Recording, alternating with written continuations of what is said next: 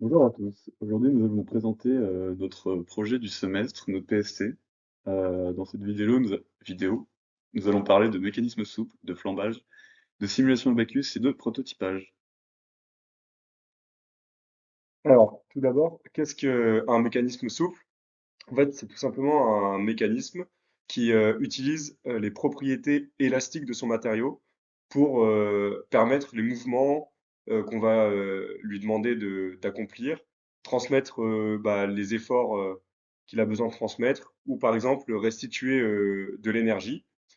Ces mécanismes, en fait, ils permettent souvent de simplifier la conception des systèmes en les rendant, par exemple, monoblocs, donc en une seule pièce, qui est du coup conçue pour être souple aux endroits nécessaires selon l'utilisation et du coup les fonctions que l'on veut. Et du coup, sur les deux animations qu'on voit là, on a un exemple d'une pince qui utilise le principe de mécanisme souple et d'un interrupteur bistable. Du coup, euh, dans ce PST, on devait trouver un concept, trouver un prototype à développer utilisant les mécanismes souples. Et nous, on voulait avant tout trouver un mécanisme souple qui soit original et un peu amusant, en partant de rien pour vraiment le créer de A à Z. Et on a eu plusieurs idées qui avaient tout un point commun, qui est du coup la propulsion d'un projectile. Parmi toutes nos idées, on a retenu le projecteur d'une petite voiture, type Hot Wheels, les jouets qu'on avait quand on était enfant, parce que c'est une géométrie qui était simple à réaliser et qui s'adaptait finalement avec tous les prototypes. C'est-à-dire qu'on n'avait pas besoin de faire une géométrie spéciale pour chaque voiture jouet. Et aussi qu'on pouvait étudier des phénomènes qui étaient intéressants, comme par exemple le flambage, l'accumulation et la restitution d'énergie, ou même encore la bistabilité. Alors, afin d'atteindre notre objectif de projeter un petit projectile, nous avons voulu tirer profit du phénomène de flambage. Donc le flambage, c'est une déformation soudaine d'une structure soumise à une compression. Donc on pouvait voir ici, on applique une force en haut, pas forcément en bas, mais ici, on est encastré et du coup, la barre est soumise à une compression et on a une déformation qui arrive soudainement, qui permet une stabilité à la structure. Donc afin de maximiser le potentiel de ce phénomène, nous sommes inspirés pour la géométrie de mécanismes bistables. On a fait du coup plusieurs croquis, plusieurs sketchs et plusieurs itérations. Comme vous pouvez le voir, ici on a le premier sketch qui est, bon, il est comme il est. On était assez loin d'ordre d'idée d'effort et de longueur qu'il fallait imposer à notre système. Du coup, comme on a une géométrie qui est assez complexe, on n'a pas pu faire les calculs analytiquement. On a dû faire appel à un logiciel Abacus, qui est un logiciel d'éléments finis. Grâce à ce logiciel, on a pu ainsi simuler, calculer et ressortir différentes grandeurs qui nous ont permis de faire des itérations qui sont notamment géométriques. Et c'est ainsi du coup qu'on a pu procéder tout ce semestre afin en théorie, arriver à nos fins. Du coup, on a développé, comme l'a dit Louis, un modèle numérique sur Abacus. Ce modèle, du coup, on lui a imposé des conditions limites qui sont du coup l'encastrement sur les contours extérieurs de la partie fixe et un déplacement vertical qui est imposé sur la face supérieure de la partie mobile, sur le point qui est central et qui pilote toute la face supérieure. On a également le déplacement horizontal et la rotation autour de l'axe perpendiculaire au plan qui sont bloqués pour pas que la partie mobile fasse n'importe quoi dans son déplacement, pour qu'elle ait vraiment une translation verticale. Ensuite, on a dû effectuer un maillage sur notre pièce qui est lui raffiné au niveau des poutres et également, enfin sur les poutres, du coup c'est pour avoir les valeurs des contraintes dans les poutres euh, plus précisément. Et on a également le maillage qui est raffiné au niveau du contact entre la tête et les deux mâchoires qui viennent la bloquer pour éviter le saut de normal. Et on a également ouais, le maillage qui est raffiné au niveau des arrondis, parce que bah, c'est là que le saut de normal est le plus présent. Au début, nos éléments ils étaient linéaires, parce que sans le contact, ça marchait bien. Mais dès qu'il y a eu le contact qui est rentré en compte dans les calculs, on a été obligé de passer sur des éléments quadratiques. Donc, c'est-à-dire, éléments linéaires, c'est quand on a des fonctions d'interpolation qui sont des polynômes d'ordre 1, et quadratique, c'est quand les fonctions d'interpolation sont d'ordre 2.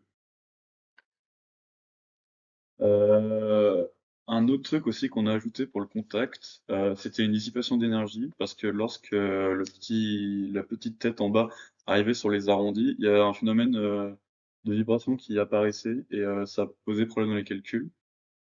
Ensuite, on a découpé du coup en 4 étapes notre simulation. Donc on a les conditions initiales dans le step 0 avec du coup notamment l'encastrement.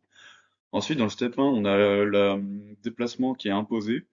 Donc ici, on fait descendre le corps mobile, ça entraîne le flambement des poutres, et ensuite on vient le bloquer du coup avec la partie en bas, avec les deux petits L.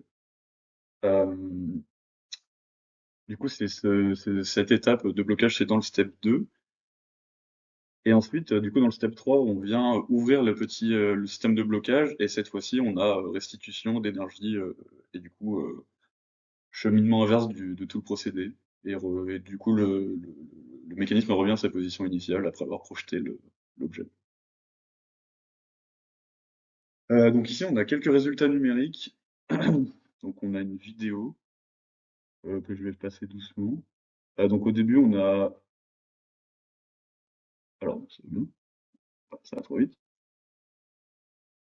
Voilà. Donc au début, on a le déplacement imposé. Du coup, là, au tout début, on a le déplacement imposé, donc comme on peut le voir, la partie mobile au centre se déplace, on a les poutres qui flambent, et sur la partie de droite, on voit que du coup, le déplacement du coup, qui est sur moins UE, donc qui devient bien négatif, et l'effort qui diminue plus on se rapproche de la position d'équilibre, la deuxième du coup, position d'équilibre.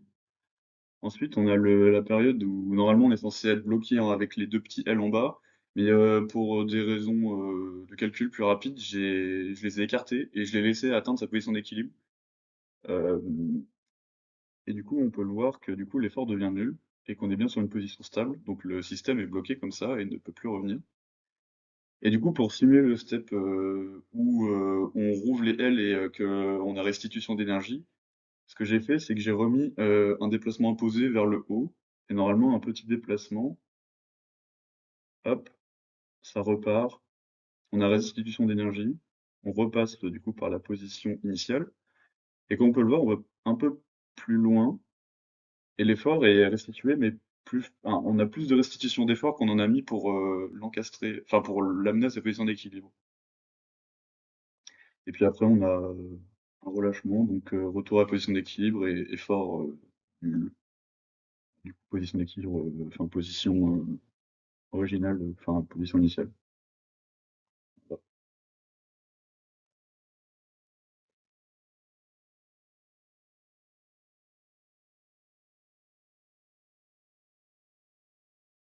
Ok. Du coup, après qu'on ait eu nos résultats sur les simulations grâce à Abacus, on a pu réaliser des prototypes, d'ailleurs, enfin même pendant nos simulations sur Abacus, grâce au GM Factory qui possède une découpe laser. Euh, du coup, on a pu découper notre sketch sur une plaque de polyéthylène de 5 mm d'épaisseur qu'on est venu après encastrer dans une planche de bois avec des vis pour bah, du coup avoir la partie fixe qui est vraiment fixe et permettre le flambement des poutres. Parce que si comment dire, les parties à l'extérieur des poutres ne sont pas encastrées, bah, il peut pas y avoir flambement, comme l'a expliqué Louis au début de cette vidéo. Et peut-être que pour aller plus loin, on aurait pu tester d'autres matériaux ou d'autres procédés de fabrication, parce qu'avec le Gem Factory ou avec la plateforme de fabrication additive, on peut avoir accès à des machines différentes et d'autres matériaux. Du coup, enfin, pour conclure, il est important de valider nos simulations avec des prototypes, parce qu'on s'est rendu compte que dans les simulations, si on n'est pas assez précis, par exemple, sur certaines caractéristiques ou matériaux, ou sur peut-être la géométrie, on avait beaucoup de différences. Les efforts qu'on devait appliquer, surtout au premier essai, étaient très importants. Une fois qu'on avait réussi à, entre guillemets, «déformer» une première fois le prototype, c'était assez simple ensuite. Par contre, même, avec une simulation, élastique et plastique, moi, sur mes simulations, j'avais pas de, plasticité à la fin, alors que sur les protos, on en a retrouvé beaucoup. Hem, ouais, c'est à peu près tout. Les efforts, sur nos simulations, on trouvait un équivalent de 1,2 kg et pour enfin, la main humaine peut en moyenne appliquer 5 kg.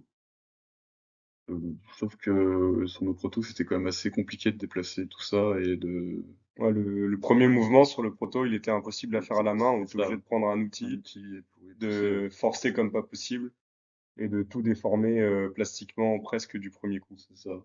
Et après plusieurs allers-retours, on avait des formations, qui étaient quand même très importantes. Et du coup, ça, on pense que c'est dû au fait que la plasticité du matériau, elle est compliquée à simuler parce que bah, pour qu'Abacus puisse bien simuler le comportement plastique du matériau, on doit lui donner la courbe de traction complète. Et bah, c'est un peu compliqué de lui, comment dire, de récupérer plusieurs points d'une courbe de traction sans avoir fait soi-même l'essai de traction. Euh, ouais, notre plasticité, je pense qu'elle n'était pas très bien simulée, ce qui fait que, bah, en réalité, sur le prototype, la plasticité était présente, alors que sur nos résultats de simulation, on n'avait pas forcément vu que ça allait plastifier, ou pas autant en tout cas. Ouais. Du coup, la plasticité, décaler petit à petit la deuxième position d'équilibre stable. Et du coup, bah, comme sur la deuxième photo, la position d'équilibre est en dessous du L qui était censé bloquer pour éviter le retour. Et puis, du coup, enfin, on a pu conclure que notre géométrie était sûrement incompatible avec notre objectif de restitution et d'énergie et de propulsion d'objets. Parce que, en fait, notre géométrie, on s'est rendu compte qu'elle était peut-être plus adaptée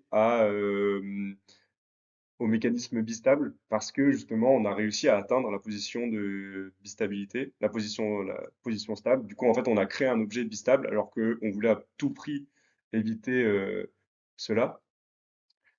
Et aussi que malgré plusieurs itérations de redimensionnement, on n'a jamais réussi à avoir un prototype euh, avec un effort simple, un effort faible à lui appliquer pour le faire bouger. Du coup, on pense que bah, notre géométrie n'est pas adaptée pour notre utilisation. C'est-à-dire qu'on aurait pu faire plein d'itérations, de redimensionnement, de simulation, etc. On n'aurait pas forcément réussi avec cette simulation, avec cette géométrie. On n'aurait pas réussi à trouver comment dire, une conception dans laquelle c'était possible de le faire bouger facilement à la main.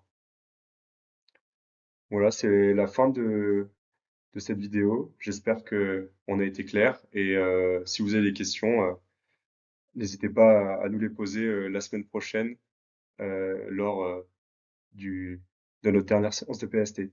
Merci. Merci.